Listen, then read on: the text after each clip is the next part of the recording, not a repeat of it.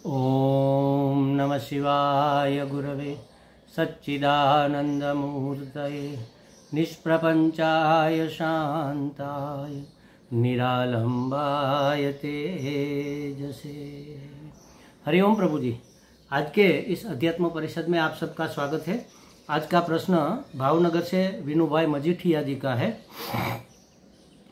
उन्होंने पूछा है कि हमें और आपको इस पृथ्वी पर जन्म क्यों लेना पड़ा, जन्म लेने की क्या आवश्यकता पड़ गई। तो देखो प्रभु जी, फिर से मैं एक बार पढ़ता हूँ, सुन लीजिए। हमें और आपको इस पृथ्वी पर जन्म लेना क्यों पड़ा। अब इस क्यों में दो बातें छिपी हुई है। वैसे ये प्रश्न तो आपने इससे पहले भी पूछ लिया है, थोड़े शब्द अलग थे, एक दो शब्द अलग थे, और किसी दूसरे प्रश्न के साथ जुड़कर आपने ये प्रश्न पूछा था। कई लोगों ने ये पूछा है, अगर नहीं पूछा है तो भी हमने कई बार इसका उल्लेख अपनी इस चर्चा में कर दिया है। कल की जो चर्चा थी उसमें भी इसका उल्लेख है कि हमारा जन्म क्यों होता है। अब इस क्यों में दो बातें छिपी होती है।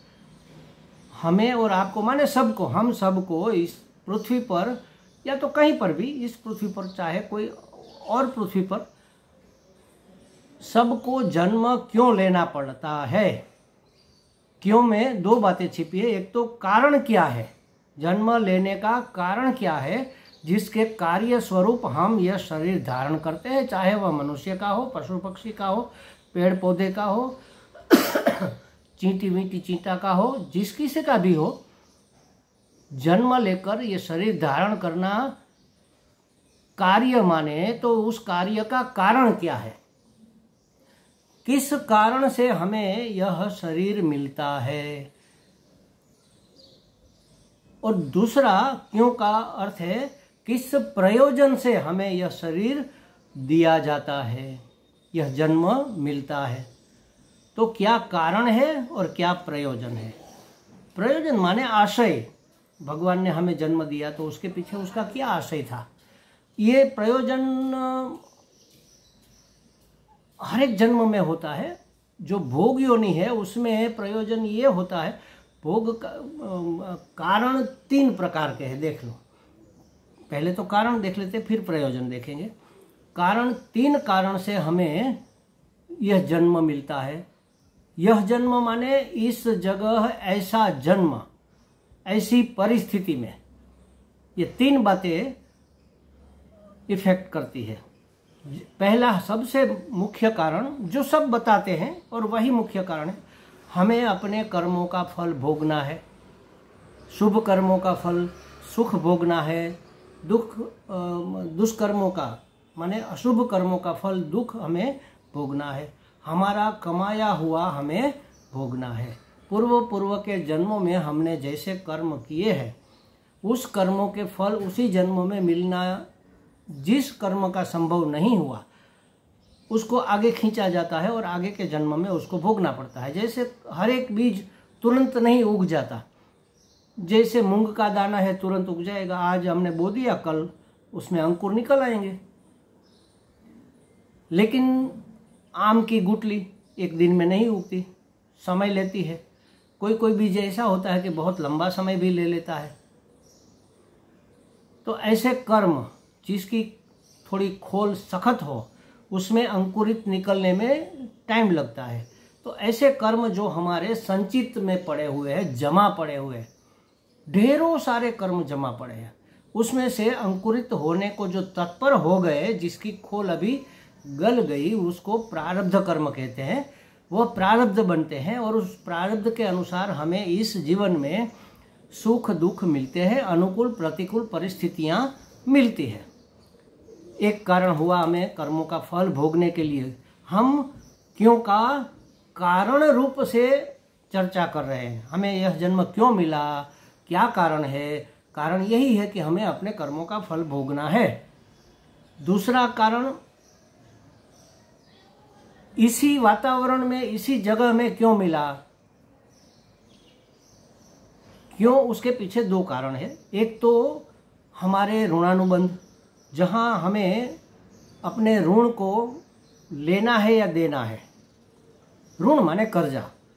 हमने किसी का उपकार किया है तो वो हमारे ऊपर उपकार करेगा, तो उसका उपकार लेना बाकी रह गया है। हमने आपको 100 रुपया दिया, अब लेना बाकी रह गया और हम गुजर गए, तो फिर आपके आसपास हमारा जन्म कभी न कभी किसी न किसी जन्म में होगा और वह 100 रुपया ब्याज के साथ आपको हमें लौटाना होगा।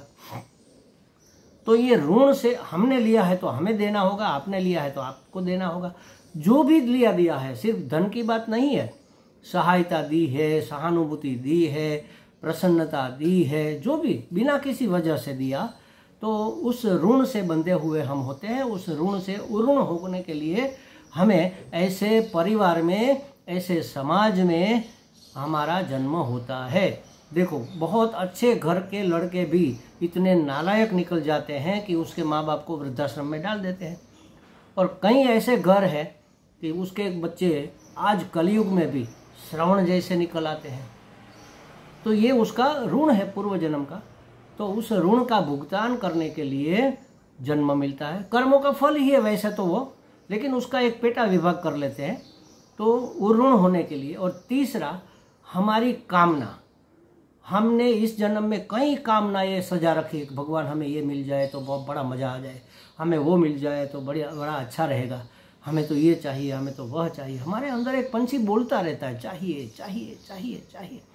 भगवान इतने कृपालु है, इतने मायालु माँ है, स्नेहमयी माँ है, समझ लो। वो हमारी हर एक इच्छा पूरी करने को तत्पर है। हमारी इच्छा माने हमारी अर्जी पहुंच गई, उन्होंने टिक लगा दिया, कहा ठीक है चलो ये हम आपको दे देंगे, जब अनुकूल संजोग आएंगे तब देंगे। तो हमारी कामना की पूर्ति करने के लिए भी हमें इस जन्म में ऐसा वातावरण मिलता है, ऐसी परिस्थितियां मिलती है कि पूर्व के जन्मों की हमारी कामनाएं इस जन्म में पूरी हो सके। तो तीन कारण हुए हमें इस पृथ्वी पर जन्म क्यों मिलता है। क्यों का अर्थ है कारण, क्या कारण से हमें जन्म मिलता है। तो 3 कारण हुए। एक, वैसे तो एक ही कारण है, कर्मों का फल, लेकिन उसके 2 पेटा विभाग कर देते हैं। कर्मों का फल भोगने के लिए और ऋण से उऋण होने के लिए और हमारी कामनाओं की पूर्ति के लिए। जब कोई कामना ही नहीं है तो जन्म लेने का मतलब क्या है, जन्म ही क्यों लेंगे, कोई कामना ही नहीं रही। तो कामना को निर्मूलन करना, यही इस जन्म से मुक्त होने का उपाय है, और निर्मूलन होता है ज्ञान से। अब ये हो गया प्रयोजन, हमें इस पृथ्वी पर जन्म क्यों मिला, इसके पीछे क्या प्रयोजन है, भगवान का क्या प्रयोजन है, भगवान का क्या हेतु है। भगवान तो करुणामय है, कृपामय है। हमारे पाप पुण्य समान हो गए, अभी पाप तो पड़े हैं। हो सकता था हमें कुत्ते का जन्म मिल जाए, हमें कौवे का जन्म मिल जाए, लेकिन भगवान ने सोचा कि अब इसके पाप ज़्यादा नहीं रह गए, पुण्य भी ज़्यादा नहीं है, दोनों करीब करीब समान है, तो चलो इसको मनुष्य जन्म प्रदान कर देते हैं। क्यों? क्योंकि मनुष्य जन्म में भगवान हमें धीषणा बुद्धि देते हैं। धीषणा बुद्धि माने मुक्त होने का विवेक बुद्धि देते हैं, जिसको शेमुषी दक्षिणा बुद्धि भी कहते हैं, जो दक्षिणामूर्ति ने प्रदान की है इस संसार को। तो शेमुषी दक्षिणा बुद्धि कह लो, धीषणा कह लो, प्रज्ञा कह लो, ये प्रज्ञा बुद्धि, ऋतंभरा बुद्धि कह लो। ऐसी पवित्र बुद्धि माने विवेक बुद्धि, एक शब्द में कहो विवेक बुद्धि इस मनुष्य में मिली है। तो भगवान ने सोचा कि चलो इसको मनुष्य जन्म दे देते हैं, तो ये विवेक करेगा, सत्य मिथ्या का, नित्य अनित्य का, आत्मा अनात्मा का, तो इसको वैराग्य हो जाएगा। वैराग्य हो जाएगा तो ये नई कामना नहीं जगाएगा, नई कामना नहीं होगी तो इसको ज्ञान हो जाएगा, वह अपने मल विक्षेप आवरण को निवृत्त करके ज्ञानी हो जाएगा।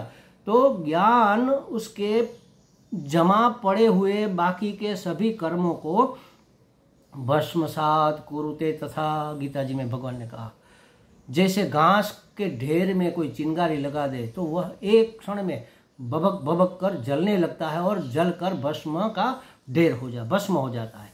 उसी तरह ज्ञान होने से हमारे बाकी बचे हुए कर्म, प्रारब्ध तो इस जन्म में हमें मिलने वाला है, वो तो मिलने वाला है, लेकिन बहुत सारे कर्म, ढेर सारे, ढेर के ढेर लगे हुए संचित कर्म पड़े हैं, वो फिर से जन्म देंगे।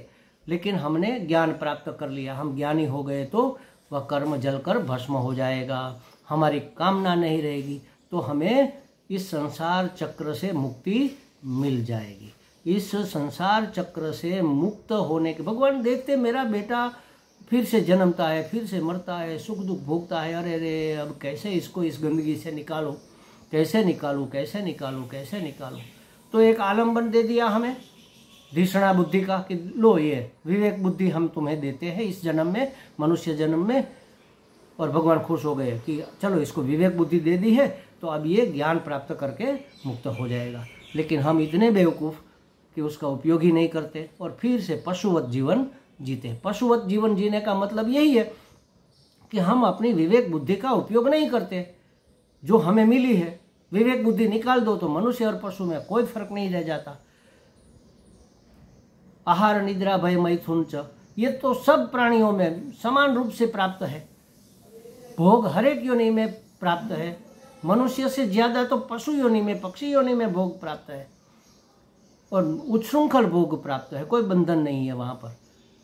तो मनुष्य जन्म का मतलब ही यही है कि हमें विवेक बुद्धि जो मिली हुई है, स्पेशल गिफ्ट भगवान ने हमें उपकार करके मनुष्य जन्म दिया धिषणा बुद्धि के साथ, तो हमारा कर्तव्य है कि हम उसका उपयोग करके विवेक करके वैराग्य को प्राप्त करें और फिर षट संपत्ति प्राप्त करके सदगुरु की शरण होकर शास्त्रोक्त ज्ञान से हम ज्ञानी अपरोक्ष ज्ञान को प्राप्त करके हम मुक्त हो जाए।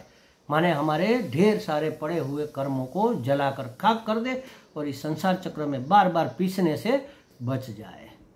ये आत्मा परमात्मा ही हो जाए। ये भगवान की बड़ी कृपा है। ये है इसके पीछे का उद्देश्य। हमें इस पृथ्वी पर जन्म क्यों मिला, माने किस उद्देश्य से मिला, भगवान ने दिया तो मुक्त होने के उद्देश्य से हमें यह जन्म मिला है मनुष्य का, वरना पशु पक्षी भी हो सकते थे।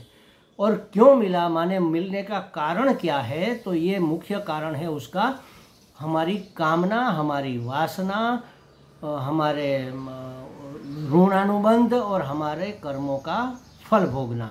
हमारे कर्म के कारण हमें ऐसा जन्म मिला जिसमें हमें अपने ऋणों से मुक्त होना है और हमारे अपनी कामना की पूर्ति करनी है। ये भगवान की कृपा है। हमारी हर एक कामना पूर्ण करने के लिए वह परिस्थिति पैदा करता है, लेकिन उस कामना की पूर्ति में हम और 50 कामना और पैदा कर लेते हैं। तो कामना ही खत्म नहीं होती तो जन्म खत्म कैसे होगा? फिर से जन्म लेना पड़ेगा, फिर से जन्म लेना। और कर्म करते हैं उसमें कर्तृत्व बुद्धि रखते हैं, अहमता ममता रखते हैं, समता नहीं रखते, तो ये कर्म हमें बंधन कारक हो जाता है। कल का वीडियो सुन लेना आप कि कैसे मुक्त हुआ जा सकता है।